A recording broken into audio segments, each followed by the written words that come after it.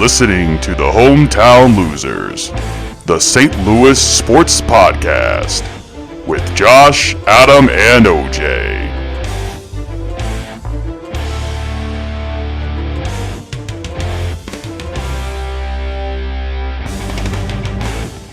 Hey everybody, welcome back to the Hometown Losers Podcast. This is session number 62, as we have now officially broken Babe Ruth's record.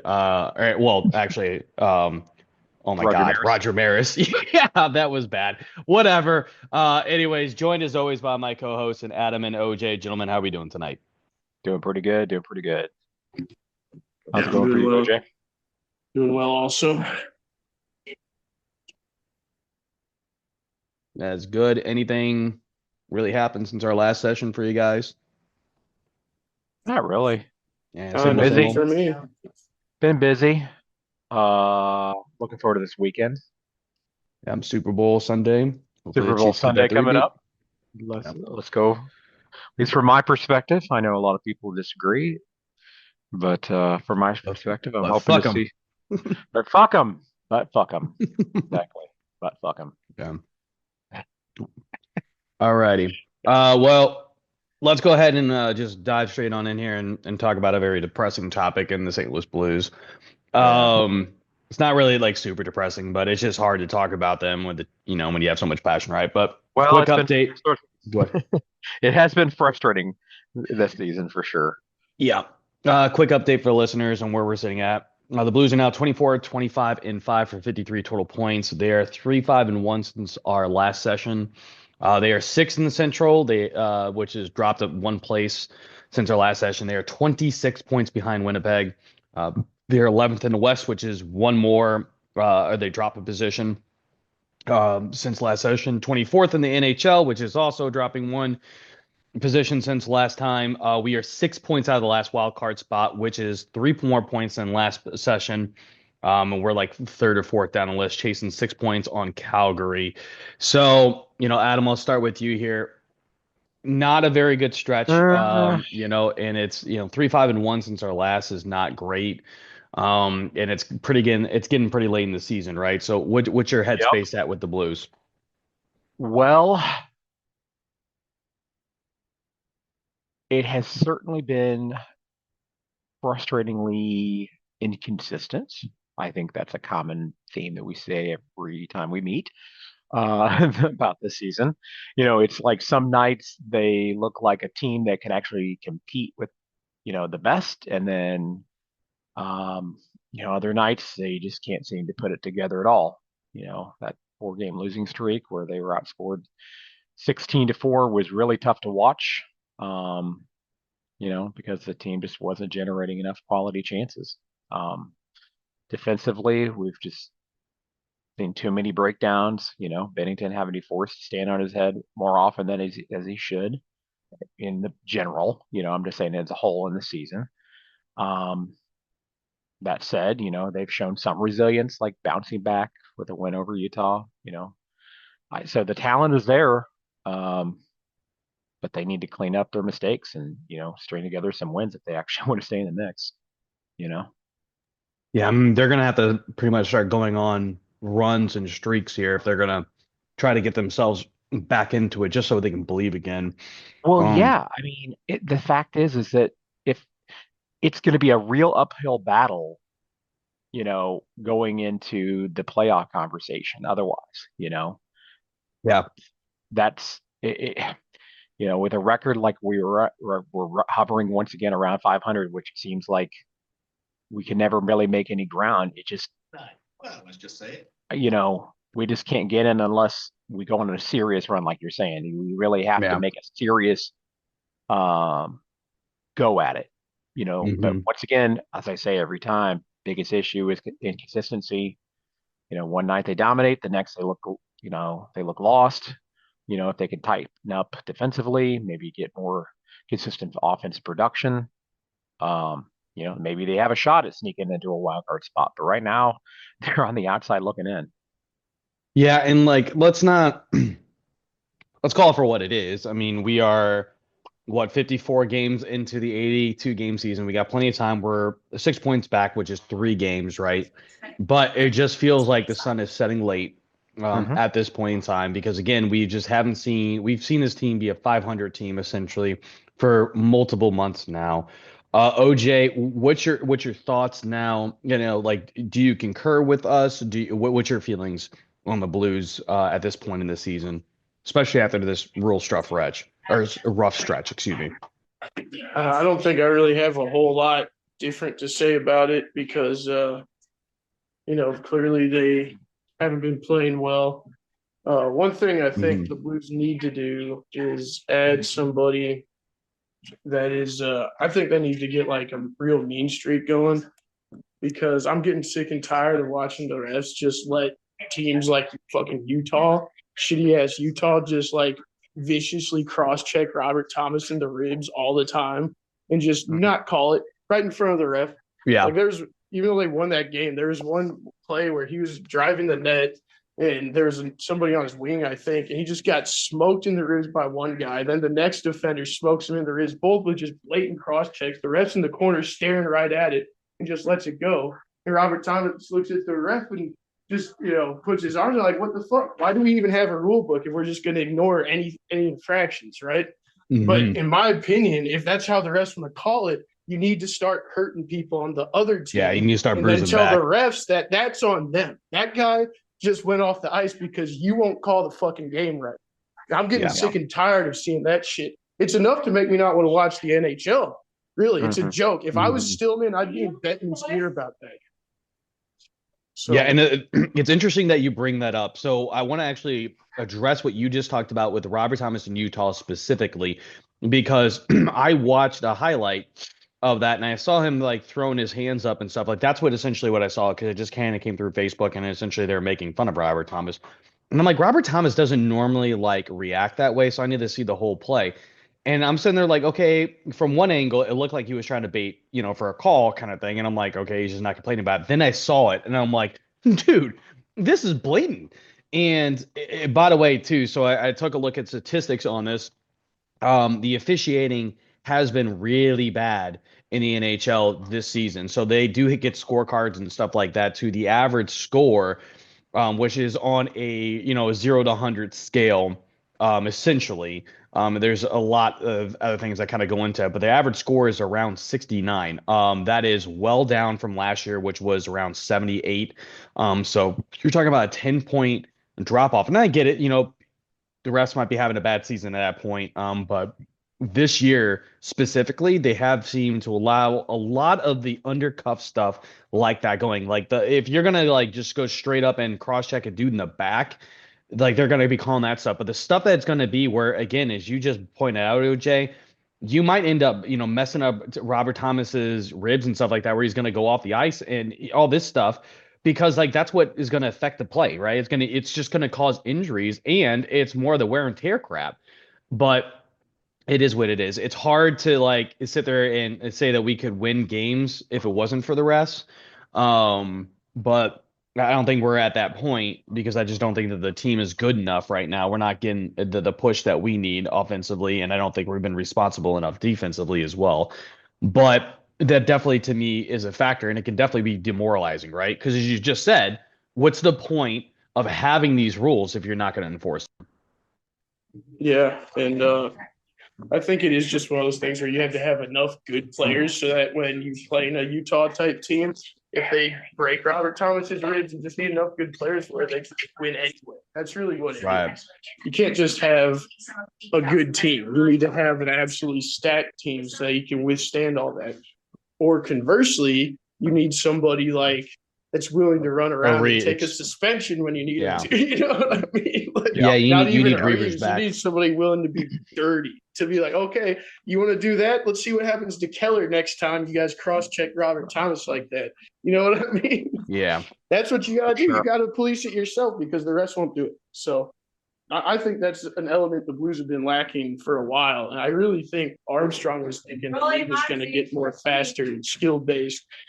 And so he kind of like got rid of his big defenseman. He oh, we don't need Ryan Reeves anymore, that kind of thing. Mm-hmm. And the refs have continued to call it like, a rough and tumble league. And I think the Blues are hurting there. So they really could use a solid player that has just a really absolute mean streak, but can still play 10 to 12 minutes a night of legitimate hockey. That's what they need. That's a need, I should say. And here's the funny thing about that, right? So I understand where Armstrong's mentality is, because they are every single year they put an emphasis, on trying to narrow down or reduce the amount of fighting. But here's the thing about it. As a guy who's played a decent amount of hockey in his life, as you just said, OJ, things can get missed, and then you start having to police the game themselves, because hockey is an incredibly dangerous sport. Okay? People don't understand the pads can only do so much. I can tell you, like, wearing elbow pads and still getting whacked in the arm, that shit hurts. If it gets you on the inside to like where your forearm's at, that shit will bruise your arm for a week, 2 weeks. It could break your arm. Things like that do happen. And when they don't get called, that's where the frustration boils over for the players. They're going to drop the gloves because they're going to try to, again, police the game. You can't do that. That's not how this is going to go. But, Right. Right now, it's all about speed and about skill set. I'm really worried about the state of hockey if they do take out fighting, because I really do believe the thing about it, though, Adam, is there's a giant push for it right now. There really is, because there are a lot of fans, and I would say they're more fair weather fans, because they're definitely not true hockey fans, that are stating that it's not good for children to see full-grown Then men don't watch fighting. hockey, because that's not what the damn game is. Right, exactly. Like, I mean, I know that said this shit for a long time. But it's a very physical game, and it's a very emotional game. There's a reason why people then don't watch celebrate after a goal. Sports. Yeah. Jesus, sorry. It's But just gonna piss me off. I know. So, but if you want your, I'm just gonna get myself in trouble. Go ahead. Sorry.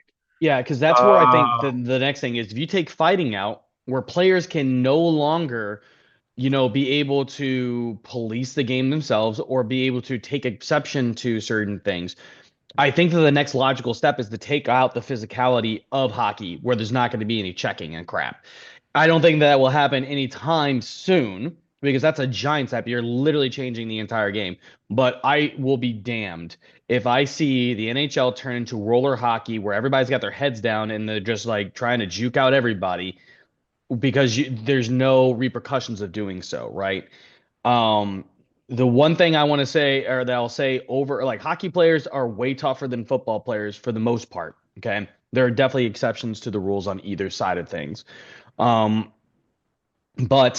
it is a grinding season, a grinding sport. You have to be incredibly tough, not just physically, but you have to be tough mentally, and you have to have an incredible amount of endurance as well.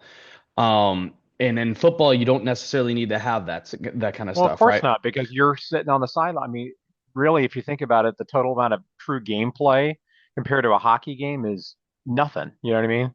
Mhm. Because most of the time, you run a blitz or whatever, and next thing you know, you're sitting back on the sidelines, or you take a break. You're not constantly go go go go go. Yeah, except I for mean, I know. certain positions and stuff. Offensive For linemen are sure. tough as fuck, Oh, and defensive of linemen. course. But But yeah, I'm just saying, though, it's a slower paced game, though. Let's face it. yeah, a lot of breathers in between, and that's the thing about hockey that a lot of people don't really truly understand, because they look at it and they go, "Oh, well, they're only on the ice for like 30 to 45 seconds, per shift." Yeah, but you're going full blown the entire time that you are on the ice. Yep. And Yep. there are times, especially like if you're a top goal scorer, where, But you're out there like, longer than that. yeah, you're out there definitely longer than that. You're on the penalty kill, you're on the power play. It just Yep. adds up over time.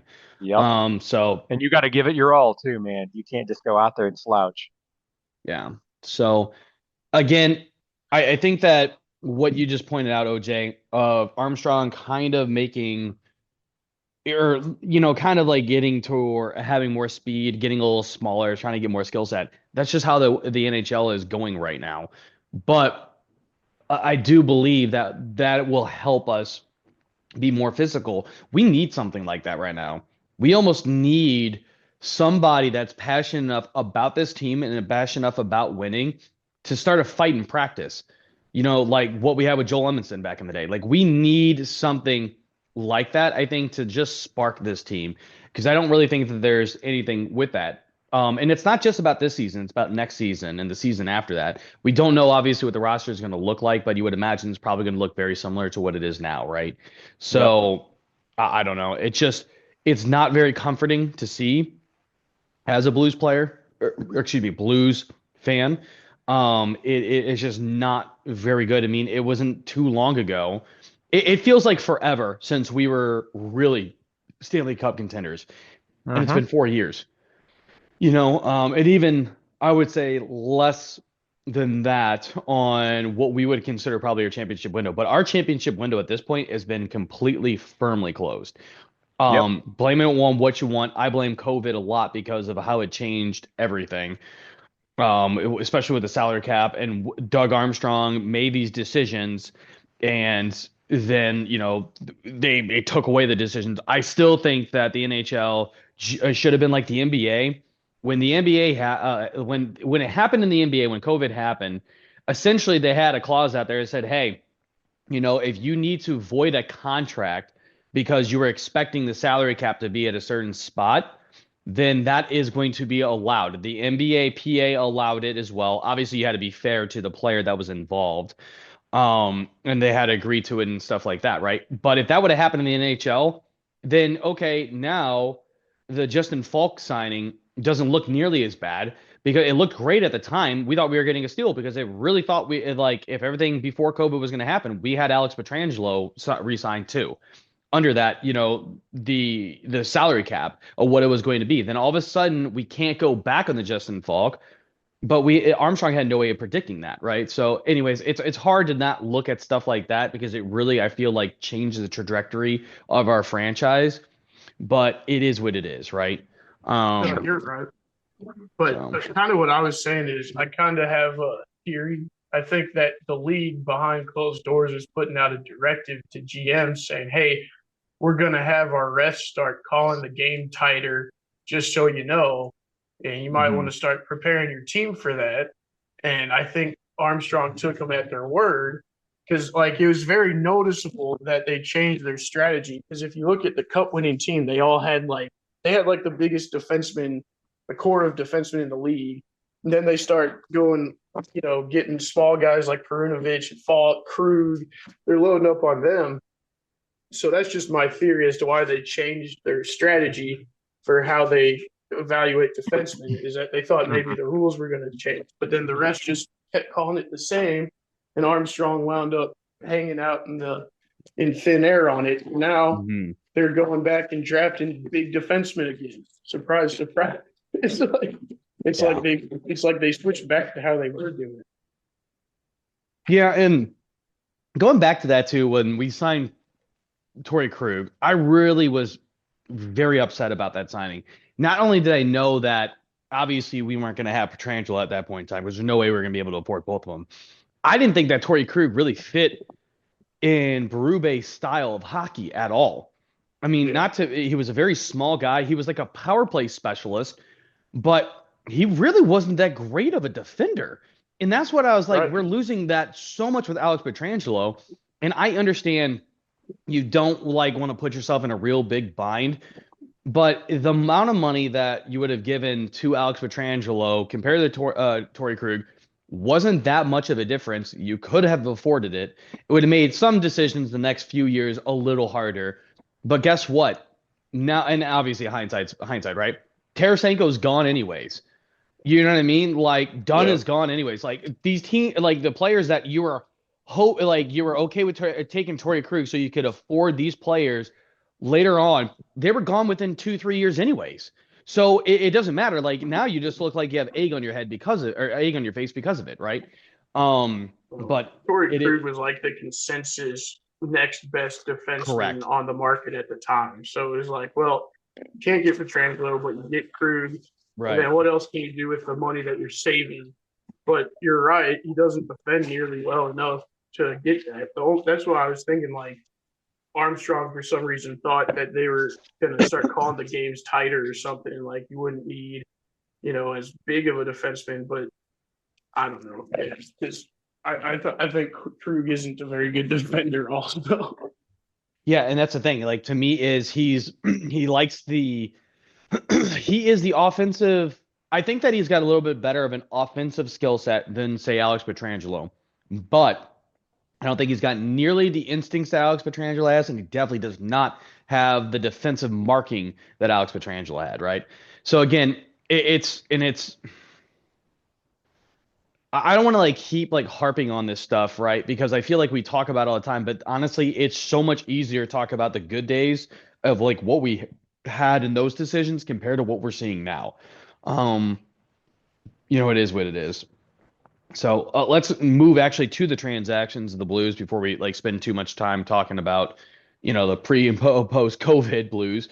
Two transactions happened since our last session here. So Saad has officially been waived, and not even just waived, like they terminated his contract. He is now signed with Vegas under like a league, veteran minimal deal kind of thing there. I'm gonna go and I want to get you guys' thoughts on this with Saad specifically. Do you like this? Do you like the fact that the Blues let him go? What are your thoughts of him going to Vegas, so on and so forth? OJ, if you want to start with that, what's your thoughts on Saad now? With Vegas and no longer with the Blues. Well, initially I thought that. Well, I guess I still think that Saad is like, I've made enough money in my career. I'm not going to go down and deal with the AHL amenities and all that crap, So he's like, I'll just cancel my contract and go get what I can to keep playing the NHL, which fine. That's kind of like my understanding is that this is kind of like a nuclear option for teams because generally don't want to start telling free agents, hey, if you sign here and you start slumping, then we're going to send you down to the AHL. You know what I mean? So I wonder if there's more to it than purely just performance. Like maybe he was phoning it in a little too much for the liking of Armstrong. And so they decided, you know what? We're not going to have this guy around here kind of like poisoning the development of some of our youth. So we're going to and he's not working with us. So guess what? You're on waivers. Oh, you cleared waivers. You're going to AHL, buddy. If you don't like it, fine. Like, too bad, So I don't think they would do that to just anybody. Like, theoretically, you could argue that maybe they should do that to Sundqvist. He's been playing so bad. Yeah, he's been playing very poor. Sundqvist is he's not on the same contract either, but yeah, he's definitely more of a character guy, I think, for the team than Saad was. So I just kind of was a little suspicious that maybe there's something additional going on behind the scenes that caused them to get to the point where they're going to sign him. There is a lot of collaboration around the fact that this departure from each other was very, very mutual. As you just stated, OJ, it sounds like Armstrong and the Blues had definitely like wanted to get rid of, first and foremost, to offload his contract, but definitely just didn't want him to be around anymore, and he did not want to be here anymore. So like I wish him yeah, like, I wish him luck in Vegas, but I mean that definitely like I would. And we're not going to find out more about that until Armstrong has his like postseason interview, where he's a little bit more open about those things because it's said and done with. You know what I mean? So I'm very curious on what is going to be said at that point. Was there animosity there? Like, was he like, kind of, and Armstrong is a class act, so he's not going to be able to sit there and like, even if this was happening, I'm not saying this happened, but say like Saad was like legitimately undermining like Montgomery, right? Like he was just like openly making fun of him, like in practices and stuff like that, just not doing what he was supposed to do and stuff. Armstrong's not going to sit there and say, yeah, Montgomery's a piece of shit. Like this is what he didn't do this and this, and because that makes him, look small. And obviously you need to have very good relationship with players and stuff like that. Right. So, but some of the stuff that he's going to say can be interpreted to be, read between the lines. So we'll see what happens with it. Adam, what's your opinion? Well, yeah, I mean, obviously there's no public, personal conflicts per se or bad blood, but obviously, like you said, read between the lines. A lot of this has to do with a couple things for sure that we do know. Obviously, production. That's what Army was saying. Production's not there, and also to free up some of the salary cap space as well. I mean, I was looking. I think this frees up about 4.5 mil. This was his fourth out of his fifth year in the contract.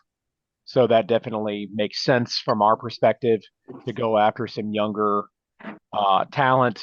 And we got we got that cap space to go forward, obviously, because he was not producing for us what 4.5 mil was worth for sure. So I think it was a good move. And I mean, happy for him that, yeah, he found something. Yeah. He found something. He cleared waivers, and went on to, Vegas afterwards, and I guess he's still making some money there, $1.5 million for the remainder of the season. Yeah. So hey, I guess it's better than the AHL. I guess he's still in the league. He's still in the league.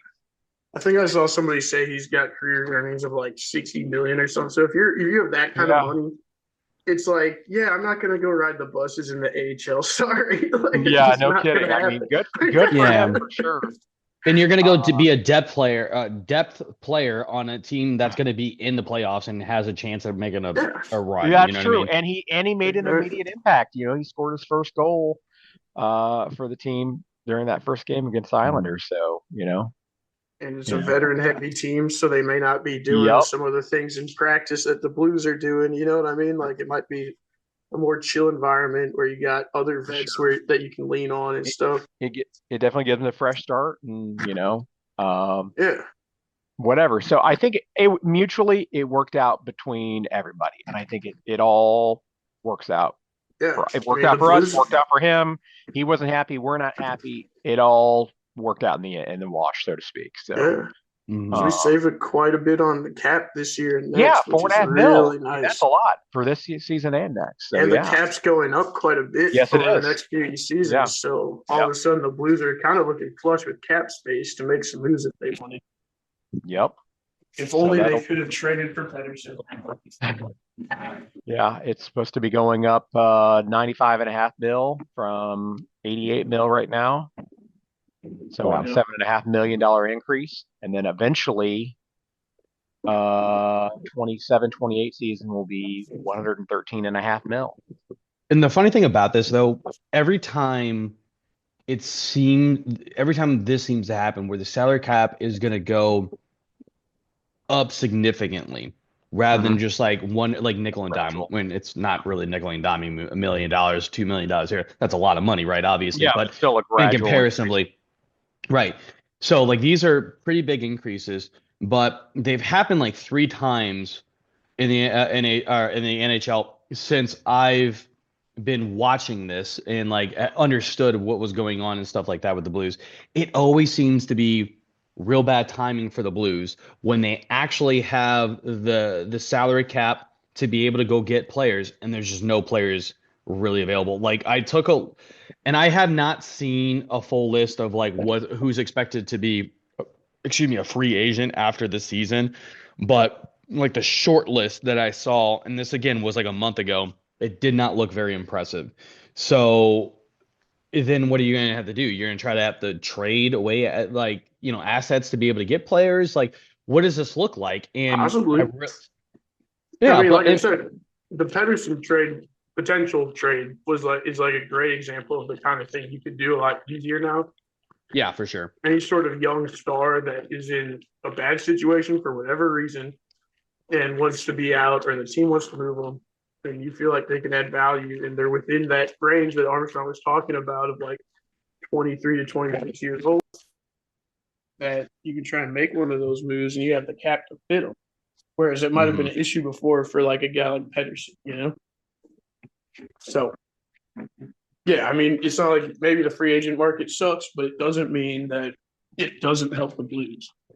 Oh, no. I'm totally with you there because, like, again, in Army we trust, right? He's made so many, like, really good deals and stuff like that, right? So you got to believe that he's going to be able to put the Blues in a position to be successful again. But it's just one of those things that you just wish it was easier for him. You know what I mean? Like you wish that there was a couple of stars that were expected to hit free agency. Hey, now we can afford them. You know what I mean? It's stuff like that. That's all I'm getting at. You could sign these players that you're not necessarily like. You can do a sign and trade. You know what I mean? You could do stuff like that. But I'm not terribly too certain. Obviously, where it goes from here at this point, and I don't know if we're until free agency happens. I don't know if we're gonna necessarily know because like who's gonna be available because that's the problem with the NHL specifically is like in a lot of other sports you kind of have a pretty good inkling of like who's gonna sign an extension, who's not. And in the NHL, it's like all hush, hush, hush, hush. And I think a lot of that is because there's not as much media coverage around it comparatively to the NBA and to the NFL and stuff like that, right? So there's just not as much resources to get like their ears to the ground to figure out if a player is going to re-sign or not. But right now, it's not looking necessarily like there's going to be a whole hell of a lot of stuff out there. But to your point, OJ, they could potentially, go out and get somebody now. You just gotta be able to, figure out what that looks like, right? So, all right. Well, let's talk about the second transaction here. And that is Scott Perunovich gone. We traded him to the Islanders for a conditional fifth rounder in the 26th draft. Adam, what's your thoughts here on the trade with Perunovich? Do you think we got enough for him? Do you think that like what's your thoughts? I mean, he had promise, but he was just never quite fond of his role here. Injuries really slowed his development. Obviously, we needed more consistency on the blue line. I think it made sense, they moved him. Obviously, like you were saying, that's not a huge return. A conditional fifth rounder just isn't. But at this point, I guess it's probably best for both sides just to move on.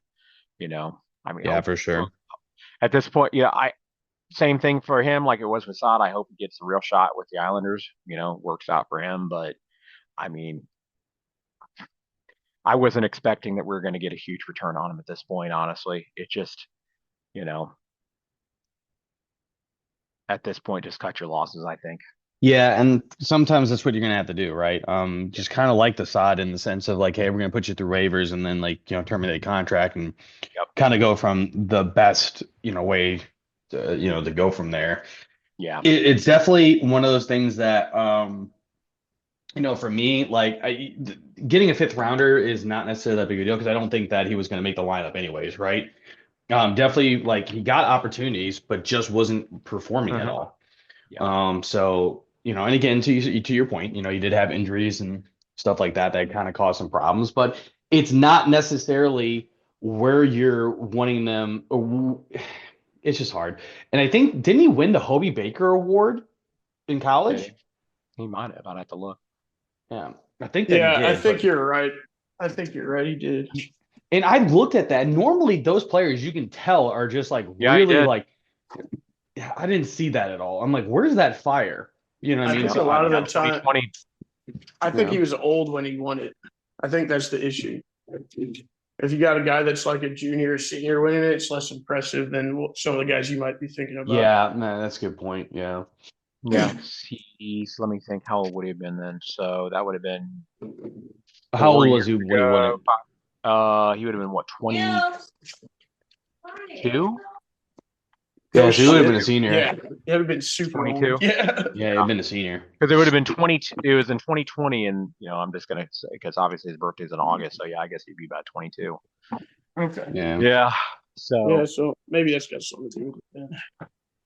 Yeah, it definitely could have been, but again, it's just you wish that would have panned out. You wish that would have been a good steal. You wish that all this stuff that we could sit there and say, but it is what it is at this point. OJ, what's your thoughts on Perunovich going to the Islanders? Yeah, I don't think you could get much better than a fifth round pick for him given his track record in the NHL. So he could break out potentially still with more playing time, but clearly they got rid of him because Montgomery doesn't see himself using him. So and he's 26 now. So, 26 years old, can't crack the lineup on the Blues. Yeah, we're not going to waste too much more time here. Yeah, exactly. Yeah. It's basically a nice flyer for the Islanders, and for the Blues, it's just getting something for him, so you don't just lose him for nothing.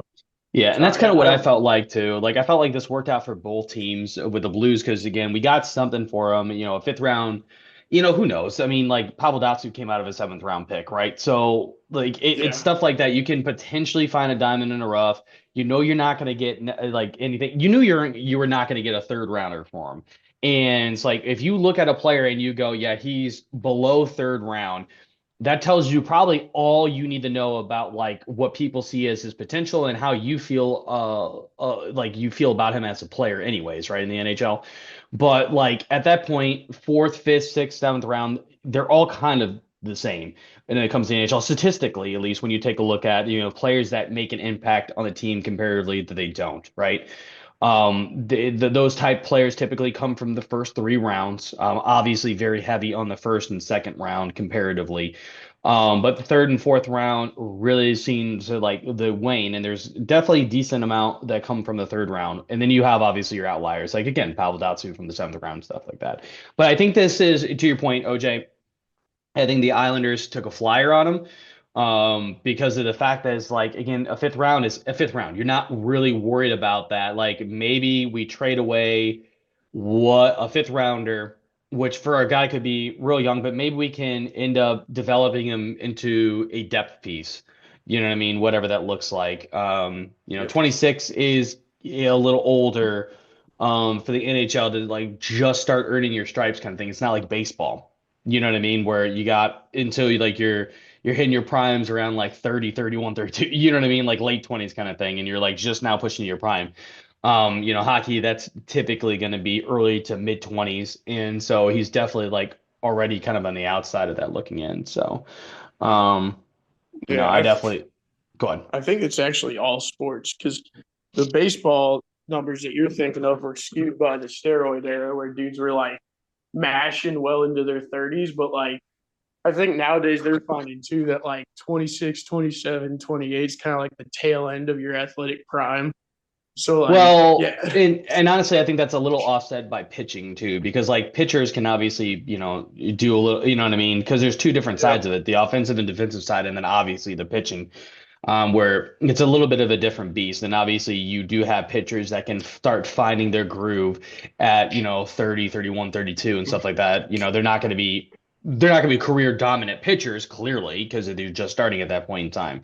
But that's when they start, getting into like, I'm a veteran. I know how to do this stuff. Like I know how to get around it and all that stuff too. And it just takes a while to crack an MLB team for the most part anyways. Right. Yeah. So. And all it takes is like getting a new pitch or, changing the shape of a pitch or something. And now all of a sudden your arsenal works much better. So that's a little different than it is for a position player. Correct. Sure. Yeah, 100%. And that's why I said, like, I think that there's like, it really depends. Like, to me, like, if you look at the full blown, like, scale of the things, what I said, I think kind of makes more sense. But in reality, it's more from the pitching side of things. And I think what you just said, it was very, very poetic to that. It was like, it's changing the shape and the shape of your pitch and stuff like that to fit your other pitches. So it's just a fine tune, but that comes with experience. That comes with more and more practice. What does work, what doesn't work, you know what I mean? Stuff like that. And not everybody can just do that either. Like, that's a good point. Yeah. But yeah, if you go, you see it when you get an organization that's good at teaching guys to pitch, and that's when they can pick up guys that seem to be faltering. And then all of a sudden they have a career year out of nowhere. All of a sudden, it's, like the Cardinals used to be. But we're not talking about them today. Yeah, definitely not right now. Yeah. So let's get to our last topic of the Blues before we switch over and to our next topic. Let's talk about the playoff chances for the Blues. I will go ahead and start. I mean, I'm going to be flat out. I think the chance of them making the playoffs is 0% at this point. I just don't see enough from this team. 500 is not going to get you in. I think that we're on like a downhill slide from 500. I don't think we're going to be far off of 500, like a 500 finish, but I think we are going to finish about 3 or 4 games under 500. Excluding ties and stuff like that, or not ties. Sorry, overtime losses and all that stuff. But 24, 25, and 5 right now is what our record is. I think it's going to be is something around that. It's going to be like finishing with 33 wins and 35 losses kind of thing, right? So I feel that we're kind of heading for that, and I just don't see us making the playoffs. I feel that we're going to slip rather than gain at this point. Just not seeing the fire from this team. Adam, what's your thoughts here? Yeah, coming off that losing streak certainly doesn't make it doesn't give me leaves a bad taste in your mouth. It doesn't give me the confidence that I need to see right now, where we need to make a serious push at this point. And this is like, the point in the season where it's make or break. And the fact is that we're not heading in the direction that we need to be going in. Doesn't instill confidence at all. I mean, the odds of us making it into the playoffs are, I don't know. I'm just gonna 2%. Well, you think that? I was gonna say, yeah, that's what I saw. From like I was gonna guess analytical maybe side of a things, little bit higher than that, but maybe 5 or 10% at most. Maybe getting a wild card spot. That was just a guess, but that's to get into a wild card spot. They would really have to have a substantial winning streak and consistent play, and those are two things that we're just not seeing. So, given the current standings and really the odds are just not in our favor of securing a spot this place, in the playoffs. It's just not. It's very slim, and so I'm gonna unfortunately have to be pessimistic and say probably not happening this year. There's not much of a glimmer of hope here to really overcome all the considerable challenges to secure that spot at this point in time. I think that ship has sailed. Yeah, and next week it can change. Prove me right, wrong. Exactly. Prove me you get wrong. a couple wins, like things can change. But that's the problem, is that we will get a few wins, but then we can't stay consistent. That's the problem that I have here. Yeah. If we have a really good February, then maybe. Back but and back and forth. The fact is, it's the inconsistency, and we have to stay hot for a lot longer than a streak at this point. We're going to have to really change things up if we want to hope that this team, has a real chance at it. And I just don't see anything happening. But that's just my 2 cents. But like I said, prove me wrong. Yeah. OJ, what's your take here on us making the playoffs? Where do you kind of see them at? Well, first of all, that 2% number, whatever that you got, that's from Dom Lazician, and he's a hack, so I wouldn't listen to that. But Money Puck has them at like 11%. Is it 11? Okay. I think so. But okay. Well, I thought like 5 or 10%, roughly, give or take. But yeah. Yeah. I mean, in the world where either it happens or it doesn't, like it's not. 10% is not great, or 11% is not great. Yeah, exactly. But I'll tell you, to me, it's just I also don't think they're going to make it. Just because of this recent streak where they've kind of looked pretty uninspired. It's like all other teams are ramping up to try and make a push into the postseason, and the Blues are sitting there like looking like they're ready to be done with the season. So, I don't know. To me, it's just not going to happen. They need to get rid of whoever they need to get rid of to like find some people with some real compete in them. Yeah, because they definitely do look like they're ready for the golf course at this point, right? Yeah. So I'd say that's how they're playing right now. I don't care who it is. They're never going to win anything if they're going to sit there and decide to just kind of pack it in because they don't really feel like playing hard tonight. You know what I mean? That's not going to get it done. So whoever is the source of that, whichever group of players is doing it, just get rid of all. You don't need them. They're not helping you win. Yeah. I don't care how good they are; they're not helping you win in the long run. Yeah, because that's the whole thing about it, man. It's like you got to have the right attitude as well. I mean, like you could be the best. Like, what is it from? Oh my God, I'm blanking now. Sean William Scott. Oh, Goon. Now it's a little bit of a different situation, but I forgot the dude's name. But like the guy that was like the number one pick that got his head clocked or whatever in the movie, and then like he was in his own head about the physicality of it, but he just had a really bad attitude about the game.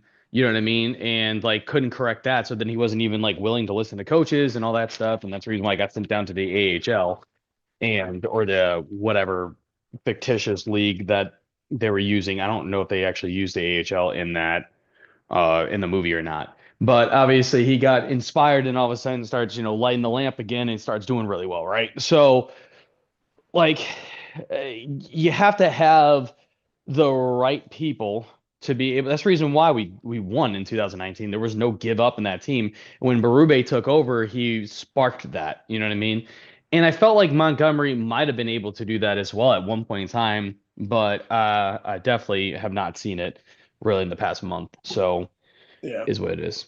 So I'll tell you what. I'm a firm believer that in all sports, you got to have players. You got to have like your captains and stuff that they got to essentially be the coaches. yeah. Also, like Tony La Russa used to have his like council of veteran players that he trusted to carry his message forward Correct. to the other players. And that's a big part of why those teams were winners is because those players held each other accountable. Yeah, So 100%. if you have a team where players aren't holding each other accountable, it's not happening enough, then you're going to have teams that look like this. So Yeah. they need to do whatever they need to do to get that fixed. And then they can start worrying about skill level and stuff like that. Mm-hmm. Yeah, 100% fix the goal. Because like, and I know obviously OJ, you don't really care about it, but like more on the NFL side of things, when Patrick Mahomes, like even before he got the Lombardi Trophy, after winning this, winning back to back and winning the Super Bowl last year, he literally hasn't even gotten it at this point yet. He's sitting there holding his child and he's talking to Travis Kelce and Chris Jones and says, "I want three of them." He's like, "I want three, dog. Like I want three." That is the type of leader you want. And to me, that was really inspiring just to see, a guy that he went back to back. That's super hard to do in the NFL, right? And I know you don't watch the NFL anymore, OJ, but like it's super hard to do.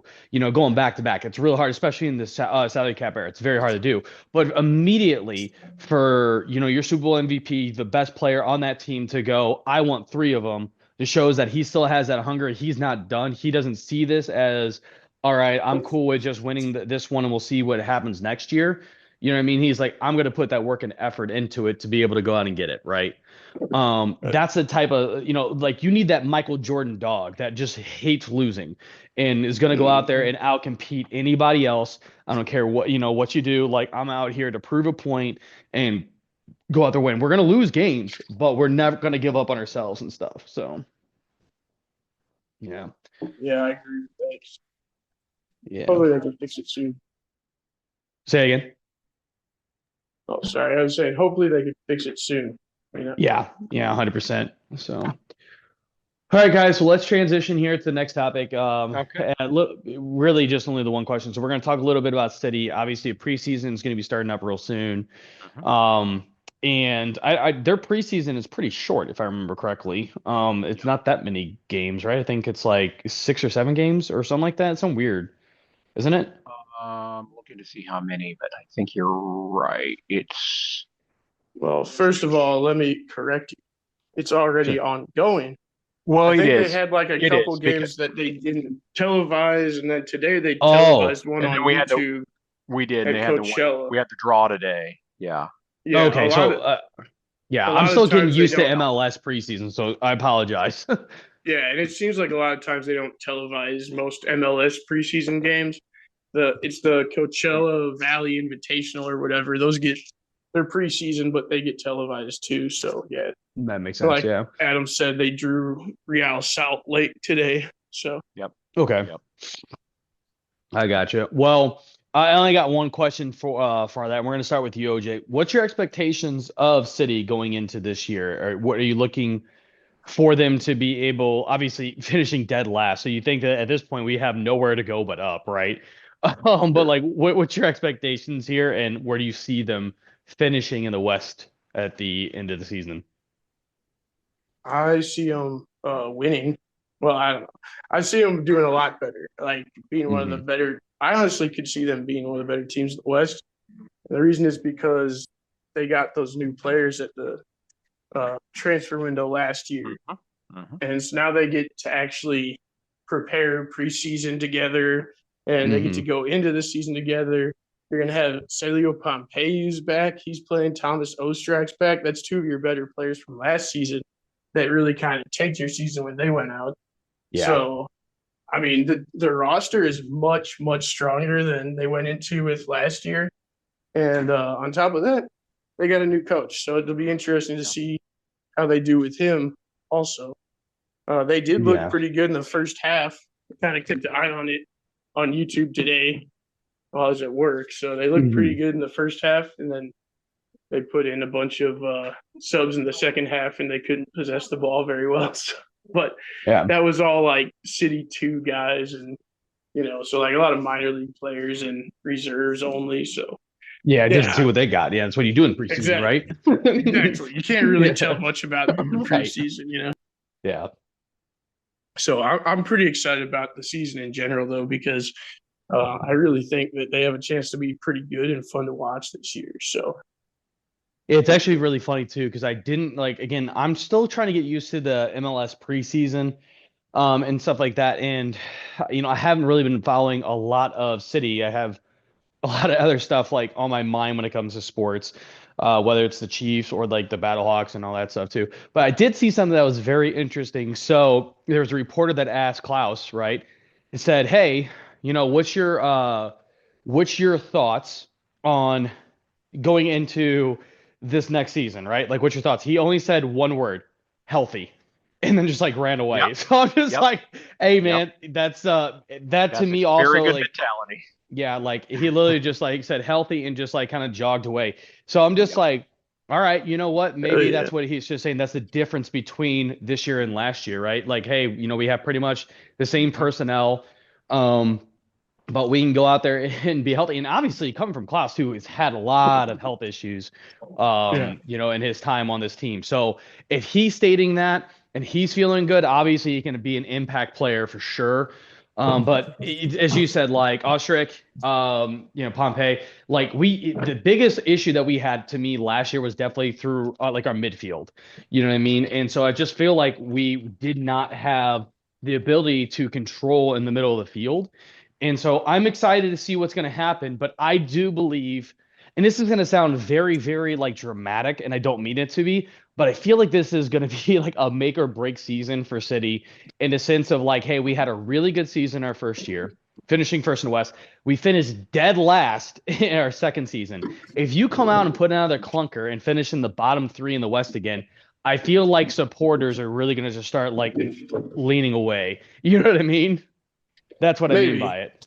So maybe it is an expansion team, so you got to give them a little time. But that first season was a kind of an anomaly for sure.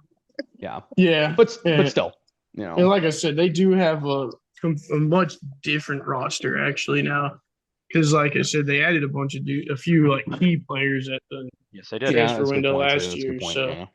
And they're going to go to a formation that's going to have more guys in the middle, so that should allow they can help out. All of their best players out there at once.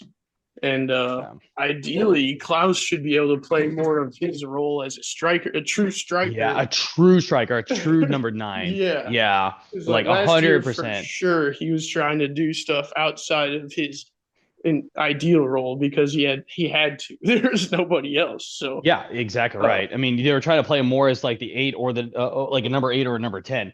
And I mean, he need to get him back to being a true number 9, a true striker, 100%. He had a good chance today too. He had a good chance with a nice little feed in the first half, actually early second half. Nice feed up the middle where timed the run perfectly and had a good little shot, but the keeper managed to make a save. But hopefully he can get going with that. It's fun to watch that dude score goals for sure. Yeah, for sure. Adam, what's your Yeah. takes here? What's your expectations going into this next season here Mhm. for I, City? I'm definitely excited about City this season, you know. But obviously I'm going to keep my expectations in check. Mm-hmm. Coming off of that last season. However, like you all were talking about, well, with Melberg, he's definitely an interesting hire. Um, you know, looking at his background, he's got a solid defensive background. Um, he got a lot of experience, obviously, from his playing days and his coaching days in Europe. One thought, though, is, obviously coming to the MLS, it brings its own set of challenges as well. It just between the travel and the salary cap, and the roster rules, and everything. It's just going to be interesting to watch him as he adjusts. Yeah. But I think that coming into this, I think that he has a good head on his shoulders, and I think he can get the team playing structured, but also more aggressive soccer as well. But like you all were talking about, the roster looking good. I agree with that. Roster looking a lot better. Klaus, like you're saying, stay healthy, healthy, healthy, because whenever he's on, he's a huge difference maker. Mm-hmm. Obviously, last season, he showed how much the struggle can be when he's not healthy. And, you know, um, I hope that he stays healthy. That uh, it's going to be interesting for sure. Um, it's, yeah, I guess a few of the new signings, I've been looking at Baumgartel's, his signing, he'll definitely tighten up the back line for sure. Where we need some Mm-hmm. creativity though is in the midfield. Wallum was one of the midfielders that we signed. Oh yeah, So he made a nice dribble play with the dribble today, where he just and kind of we undressed the need that more defender in than the box. yeah, we need that more That than anything for sure. and that led to City's goal. Actually, it was an That's own awesome. goal, but it went off Oh the well, crossbar, and then one of their guys tried to head it out of the way, and it went in. So, yeah. but yeah, So he I'm definitely created it. excited to So, see that. mhm. It's funny. And that high pressing style is a lot of fun to watch. Yeah, Um, but they're gonna play different this year, unfortunately. that They is said true. they want to. They say they're putting an emphasis on tactical flexibility And this maybe year, which I I think think it that, makes that sense. might be a good idea because I think it's exhausting for them to really keep up all season that way. Yeah, and I do think there's a danger of becoming one dimensional with the high press. If you Right. have like all world class players, you could probably make it work in a Yeah, but you variety of have to have the depth though. situations. That's the problem. You know. Yeah, and really, what was killing us with it was our defenders, our back line. They didn't Mhm. have the speed to make up for when we'd lose the ball while we're pressing, and then Yeah. the other team would chip the ball over the top. Like they get burned constantly. Like I feel like to play that way, you need some really fast backs, and we didn't have that. Mm-hmm. Yeah, it Yeah. didn't have the closeout speed, right? To be able to take away that space when their attackers got that space, right? Exactly. So by the way, a real Yeah. quick side note, I don't know if you guys heard me giggling or not, but I was very curious. There's a player on our squad and is wearing the number 99. And I'm like, that's very rare in soccer that you see 99. I'm like, who's a Gretzky fan? And it's this guy named Jaden Reed, right? But Mm. it shows that he's a defender. I'm like, all right. So I click on him and it Hmm. shows that he's a goaltender from County, number 41 from Scotland. And I'm like, what? He's a goaltender? Like, No, so I'm that's like the looking wrong up. guy. That's So, the but wrong Must be guy. different it's on Jaden Reed. ESPN. It's on ESPN. So I'm wondering Oh, if they. really? But the weird thing is, so We like must have it linked to literally the wrong says guy. it says I don't. So it says Ross County Jaden Reed 41 goaltender, but it has Jaden Reed's statistics here of like the last What? 5 matches in the Scottish Premier. Yeah. So I don't know if this is really him or not, but it made me I laugh because I'm doubt. like, it says defender, and then like, but I'm like, but goalkeeper, and I'm like, well, it says last 5 games he was subbed and like had. Birthplace Wait, hold on. Westbury, New York.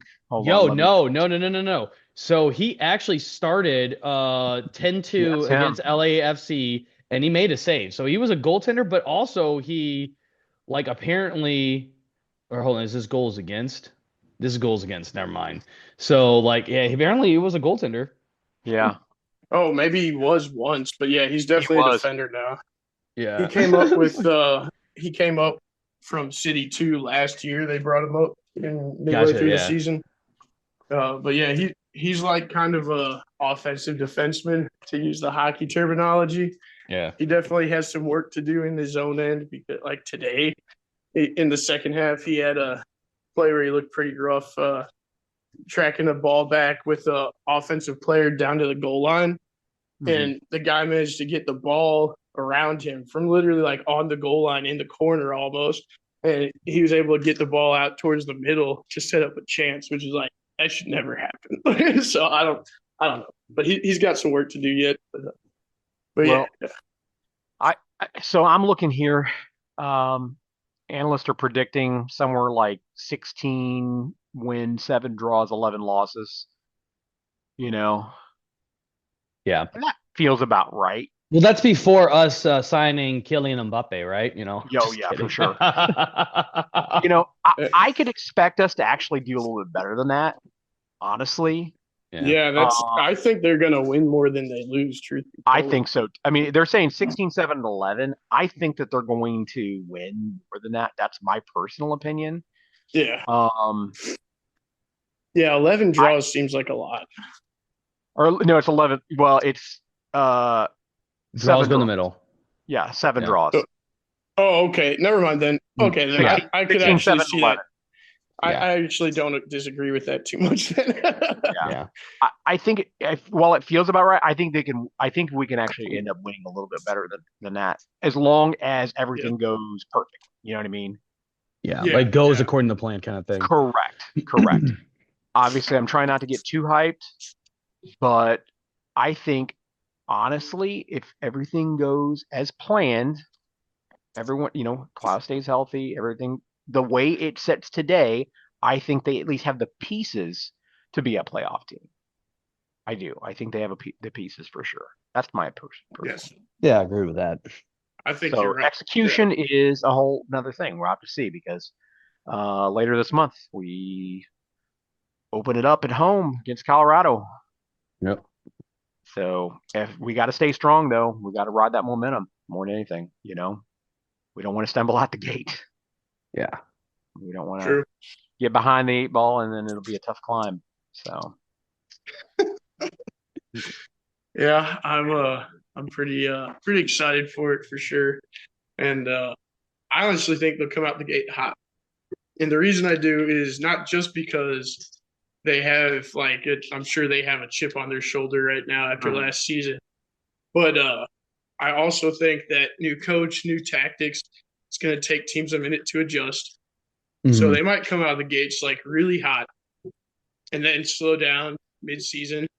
And then hopefully they can get another surge once they really start to gel in real game time with the new tactics.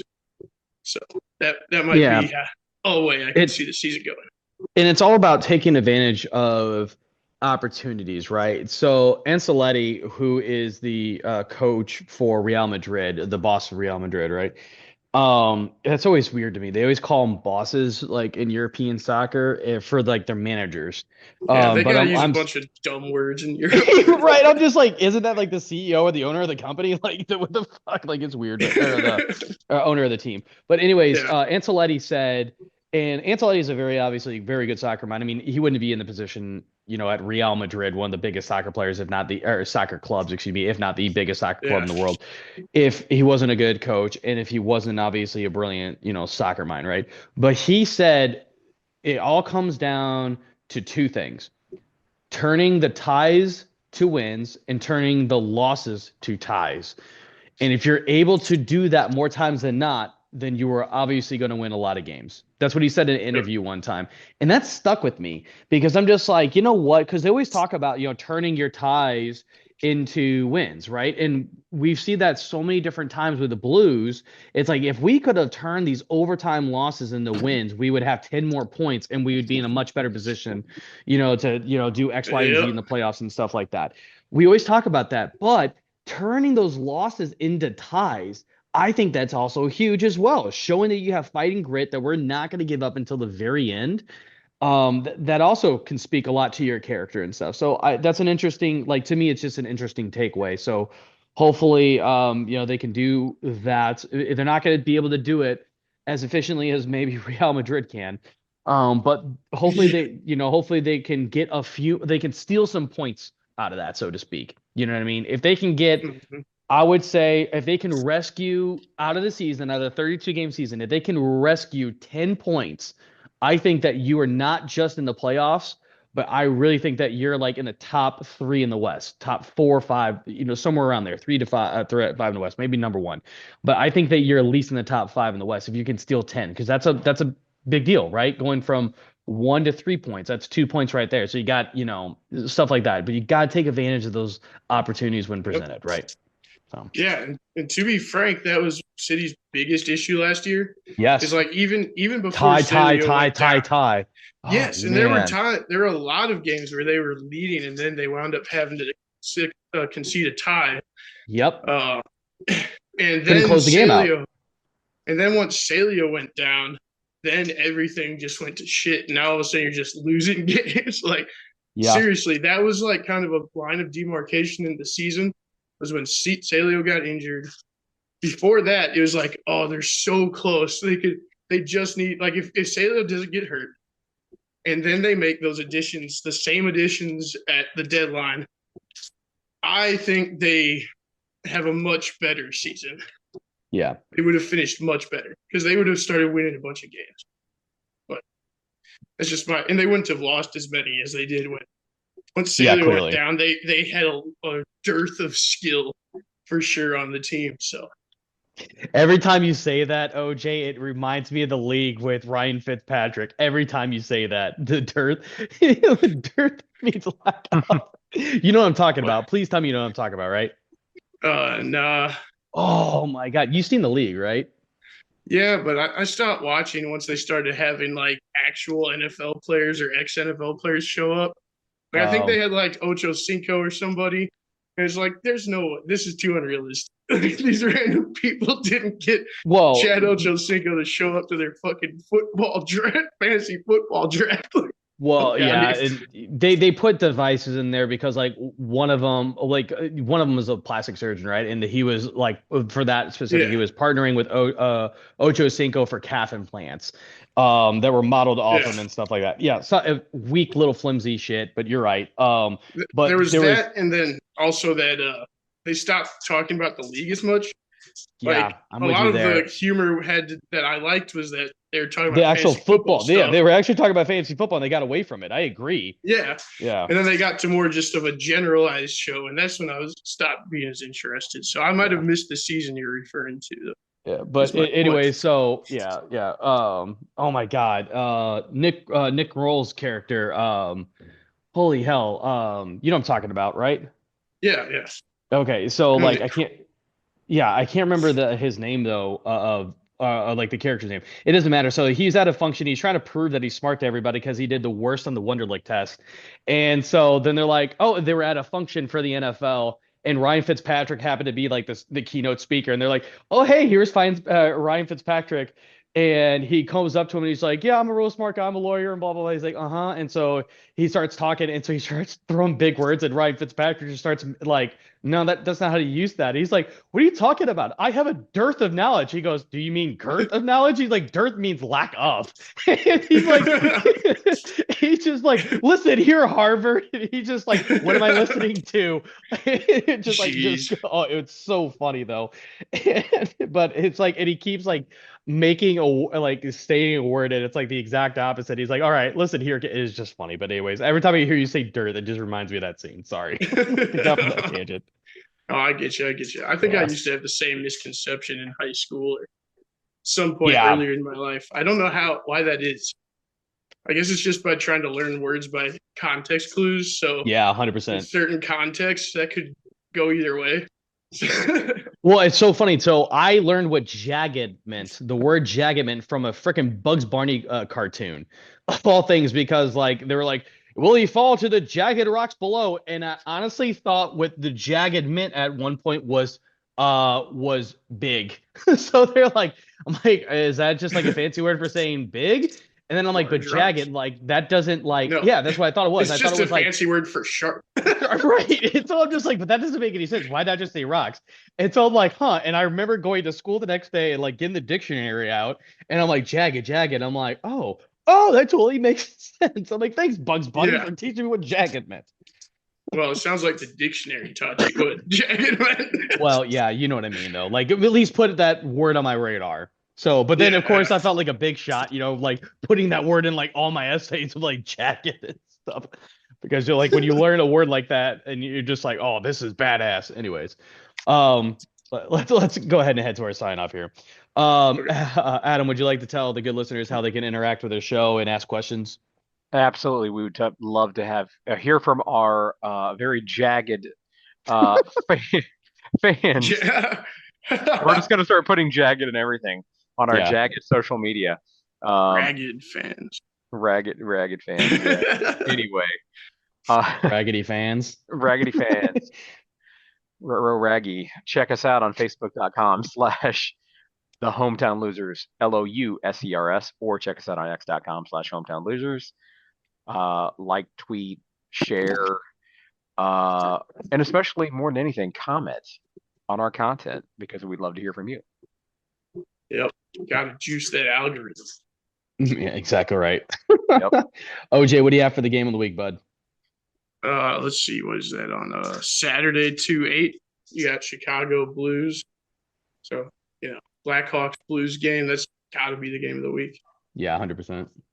That's at 6 p.m. by the way, Central. Yeah, and it's at home too, right? Coming up that I'm thinking about, but that's okay. I think that's at home. Yeah. I always forget how this app I'm looking at orders them because it's a soccer-based app. They order it differently depending on whether you're looking at the home soccer team or American is sport. On the left side, rather than the right side, right? Yeah, so now it's just confusing because I don't know which is which anymore. I can actually tell you, I have the Blues like pulled up on ESPN real quick. Give me a second. I'm pretty certain it's at home. Because I think we were trying to do like we were trying to get like a softball team there. Yes, it's at home because we're actually on like a 6-game homestead. That makes sense too because the classic the last we played them was on the Classic, which is a home game for them. Yeah. Can I ask what will you be watching OJ on Sunday instead? On Sunday? The Puppy Bowl.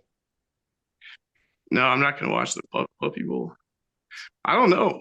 Maybe I'll look for some college basketball if any of that's on. I'm not seeing any games on Sunday. They're not trying to compete with the Super Bowl. Of course, because nothing's going to compete with the Super Bowl. So I was just curious, what were your plans? Oh. What you plan on? Well, I'll probably we're doing. Play some just root for the Chiefs. Just give us one. Just give us one, man. Come on, OJ. Just root for the Chiefs. No, for real. What were you saying though? Probably play some RuneScape or something, old school RuneScape. Okay. OSRS. Yeah. Yeah. All right, dog. All right. I was just curious. Gotta get that attack skill up. I was just curious. We always think like game of the week, and obviously that's a big game for a lot of people. But I was just curious what your alternate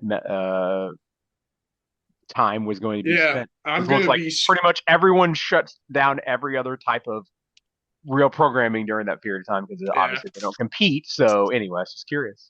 I'm going to be Scrooge on it too because anytime I'll go out and walk my dogs and I'll see all these cars parked and shit.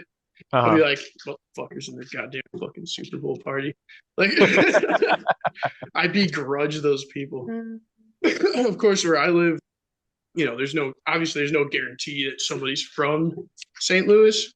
If you're from Kansas City originally, I'll give you a pass.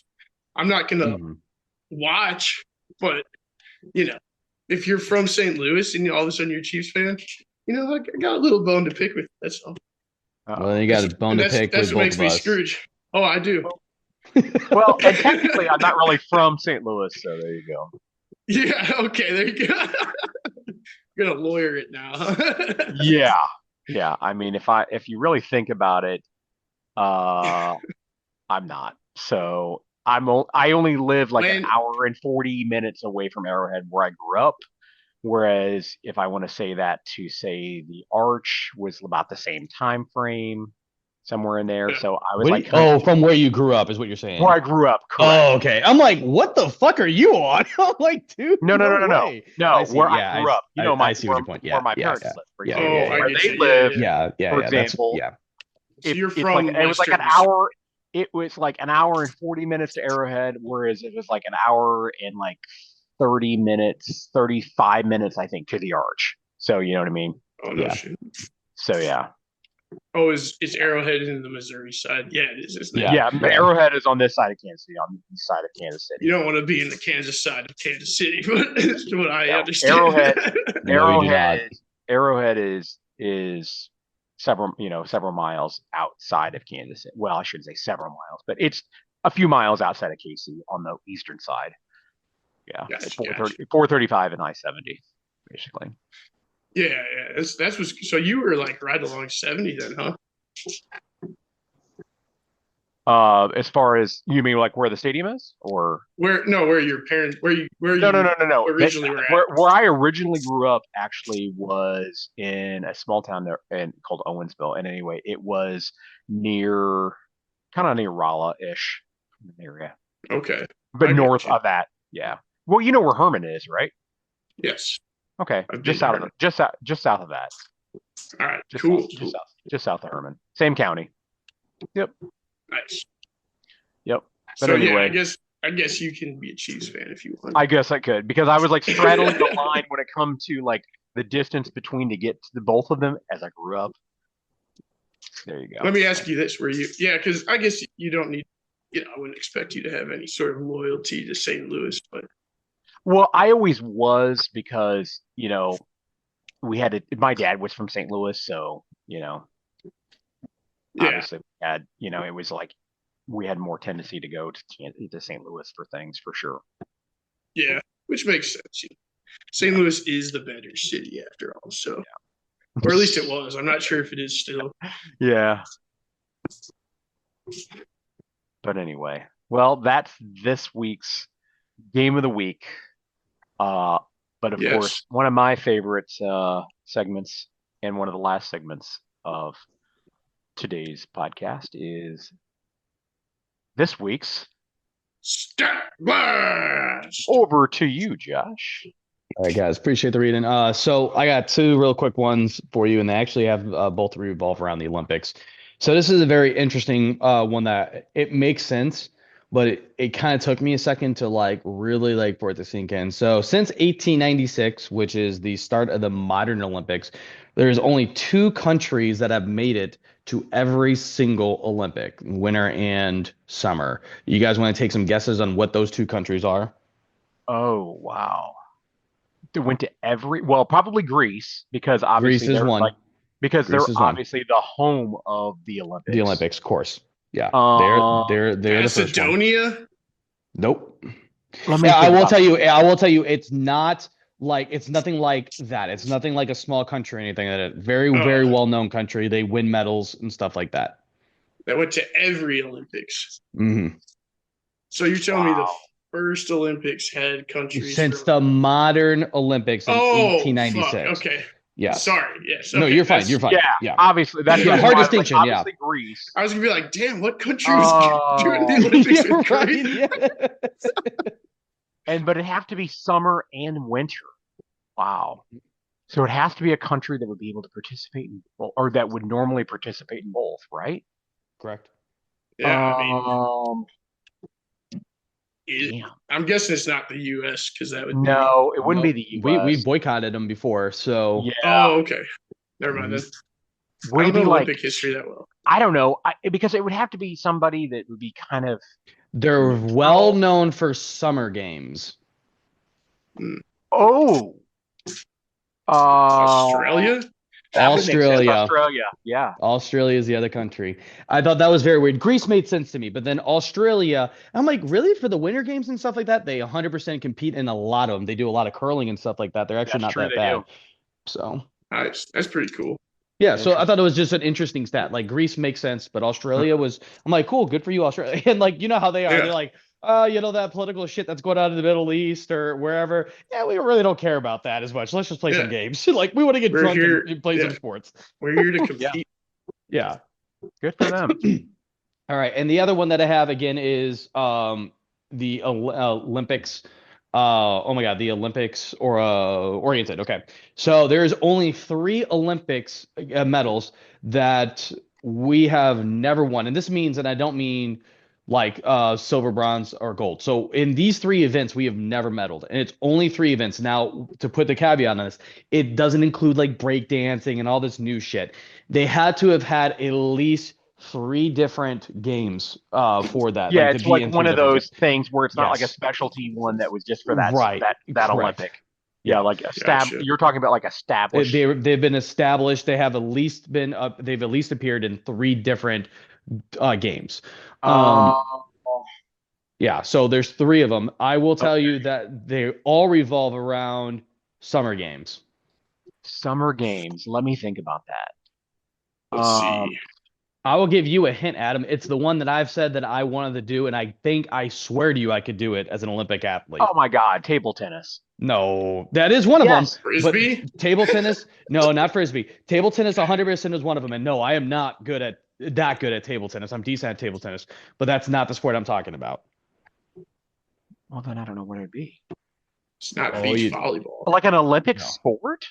I'm telling you right now, like I told you, like I was like, look at this, look at these. They're like the European guys. These are like dad bod guys. I can run circles through these guys. I can make these type of plays. Yeah. Water polo? Oh my God, I wish. no Thank you very idea. much for that compliment, OJ. Like, thank you that my fat ass could do that. No, I'm I mean, trying to. No, I imagine water polo dudes being pretty doughy, but I could just be misremembering. Probably am. I'm trying to understand. So, dad bod types in the Olympics? Is that what you're saying? Yeah, yeah. I know it's not weightlifting, so No. Okay, so first and foremost, okay, so we got one of them, which was table tennis. Think of things around table tennis, and we'll come back to that comment. let's see. Foosball? No. Air hockey? Air hockey. Curling? Curling, yeah, that'd be the next thing. Curling, no, we won gold in curling. Yeah. I know, though. That's Bocce ball? I'm trying to think. Dad bod types. Yeah. Maybe that's throwing us off. Okay, let me think about that. All right, I'll just say it. Good at? You want me to just say it? Yeah. Handball. I don't know what that is. Oh wait, that's the one where they go into a little court and they just smack it off the wall at each other. That is the what we consider handball over here. Handball, they have little tiny goals, and it's like basketball, except you're taking the ball and you're throwing it into the net. Okay. Like so is the net like vertical? I remember that now. No. It's like a small little soccer net. Think of it. It's like a lacrosse net. Yeah. And so there's like a box, and so you can jump, like there's a line, so it's like a key in a basketball, but like you're at the top of the key, and you can jump into the circle and score, but you must release the ball as like before you touch down. So like, and there's like blocking fouls and stuff. Yeah, exactly. There's blocking fouls and all sorts of stuff like that. Yeah. Gotcha. But and like that one's mostly out of shape dudes, normal looking dudes. Yeah, like like they're like everyday Joes. Yeah, 100%. Yeah, I just thought table tennis because I was like, I know you were, like decent at it. I don't know. Yeah, no, like I'm good at it, but like I'm definitely not to that level. Is that actually though? So we haven't actually medaled in that because I know we've never had a team that's qualified for it. That's what fucking throws me insane. Because it's not big enough here for not handball. No, it's not. I did my research because I want to start a damn Olympic team because I feel that I could actually go and be an Olympic athlete doing handball, like with some training, of course, because like learn the rules and getting a little bit more in shape. But I can do it. I could do it 100%. I could do that game. Okay, so then what's the other sport? And the other sport is like table tennis, but just keep your eye on the birdie. Oh, badminton? Golf? Badminton. Oh yeah. Badminton. Golf. I'm pretty sure it's not an Olympic sport. But yes, it is. Golf is, and we 100%. We got gold last. Golf. We got of course, gold. Golf is 100%. It tells you how much I watch the Olympics. Oh yeah, golf is definitely in the Olympics for sure. Yeah, we just won gold in it. Absolutely. And they still won't let baseball be part of it. Get out of here. Well, it depends. No, it depends on, and it will be whenever it comes to LA. It 100% will be. Right, but that's one of those little bullshit boutique baseball. Yeah, but that's one of the ones like Josh was saying, where it's like break dancing. He's like, oh, it's in the host country, so we'll correct. Well, it is. They get to choose. Yeah, they get to choose. Correct. But if you can make golf an Olympic sport, or curling for that matter, you can let baseball be an Olympic sport. That's curling has been part of the Olympics for a long time. Yeah, I'm just saying, like, or handball for that matter. Like, why not baseball? They've been playing golf. No, to OJ's point, like baseball is big enough in the world if you're going to have golf, because baseball is bigger than golf. I mean, there's more countries that participate in golf compared to baseball, but it's a world stage game, and to not have it every single time, it doesn't make sense, because then you do have games like handball and stuff like that. Of course, you're going to have the U.S. dominate golf for sure. It should be a staple of the Summer Olympics. That's just my opinion. I agree. Especially with the way the countries are now, because it's not like it's going to be. See, if you're going to have that, if you're going to have basketball but not baseball, then what's the worry about the United States dominating that game? You know what I mean? Like, exactly. Like, that makes zero sense. I get it. The basketball is on the world stage and stuff like that, but and it wasn't much closer. You're exactly right. It's much closer than what it is now, and obviously we've lost. More popular too. But you also escalated, or whatever you want to call it. That you make it, more popular in the world, on the world stage, because it's like, okay, because you are putting it before the world audience per se. Yeah, and that's a good point, because, like, again, handball, like the interest in handball, and I read this because obviously I was doing my research to see if I could join a handball team somewhere, was the interest of it spikes by quite a bit after the Olympics, but then it immediately goes away after like 3 months removed from the games, right? Like, there's like the report that I read essentially said that a lot of like places, they go in and say, hey, we want to set up a league here and stuff, and like, oh, go ahead, like blah blah blah, but then they don't even like finish the league because like people lose interest in the game. You know what I mean? Yeah. So so I mean, but again, like, it is, like, baseball is a world stage game at this point. So yeah, it's just that European countries aren't into it as much, but it's the Asian countries love it. I shouldn't say South America, likes, Dominican and Central American countries, like even Great Britain has baseball teams. Like, they won't 100% win shit, but they have it in France, they have it in Italy, they have it in Germany, they have it in the major sport. It's just not as big. Yeah, exactly. But it's huge in other countries. I don't know. Yeah. It should absolutely be a staple. That's all I'll say. Yeah. Well, my whole thing is, if you put cricket in before, like, is a staple before baseball, I'm going to be pissed. Mm-hmm. You know what I mean? Well, you know why it would be? It's because the Europeans like cricket. I think it's just too Eurocentric is the problem. Yeah, that's a good point too. Well, I mean, it makes sense considering the IOU is, really dominated by the Europeans for sure. Yeah. Well, yeah, exactly.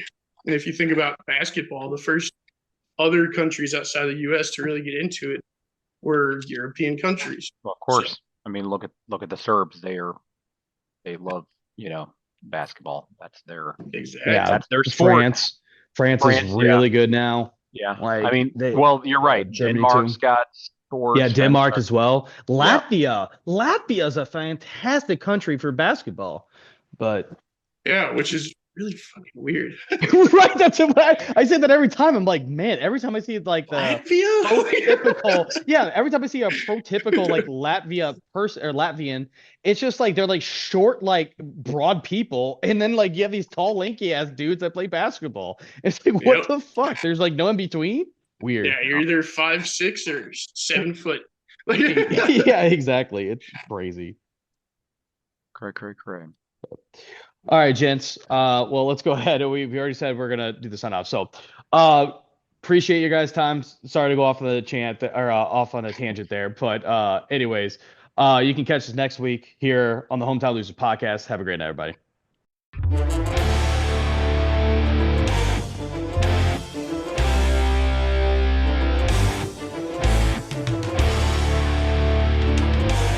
Hey guys, this is Adam. just want to say thanks for listening to the Hometown Losers podcast. We'll see you next week as we continue our discussion of St. Louis sports.